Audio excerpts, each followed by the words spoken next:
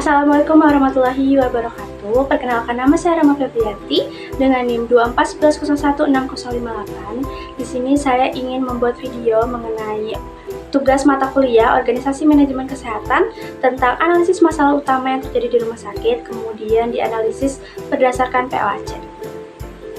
Masalah yang saya ambil ini mengenai tingginya tingkat stres kerja perawat yang dapat berdampak pada penurunan kualitas pelayanan kesehatan. Nah, masalah ini tuh muncul berdasarkan beberapa faktor, diantaranya beban kerja yang tinggi, kurangnya jumlah perawat pada shift malam, lingkungan kerja yang tidak nyaman, tuntutan sosial dan profesional, kemudian kurangnya dukungan dan insentif. Kemudian dianalisis berdasarkan POAC, Planning, Organizing, Actuating, and Controlling. Yang pertama, planning. Nah, jadi itu menurut saya, rumah sakit itu tuh perlu merencanakan strategi untuk mengurangi tingkat tingginya stres kerja perawat. Misalnya dengan menyesuaikan beban kerja, menambah jumlah tenaga perawat, serta memberikan pelatihan tentang manajemen stres. Terus perancang sistem shift kerja yang lebih fleksibel agar perawat memiliki waktu istirahat yang cukup. Kemudian menyediakan fasilitas pendukung seperti ruang istirahat yang nyaman dan lingkungan kerja yang lebih kondusif.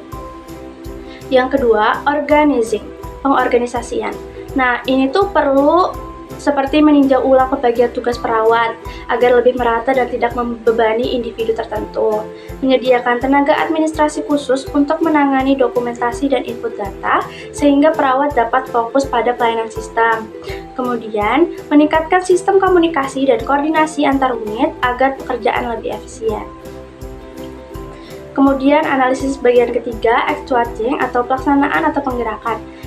Seperti memberikan motivasi dan dukungan kepada perawat melalui peningkatan kesejahteraan, misalnya melalui pemberian insentif atau tunjangan tambahan, mengadakan pelatihan dan workshop tentang teknik coping stres dan manajemen waktu bagi perawat, menerapkan kebijakan rotasi kerja agar perawat tidak selalu ditempatkan di unit yang memiliki tekanan kerja tinggi.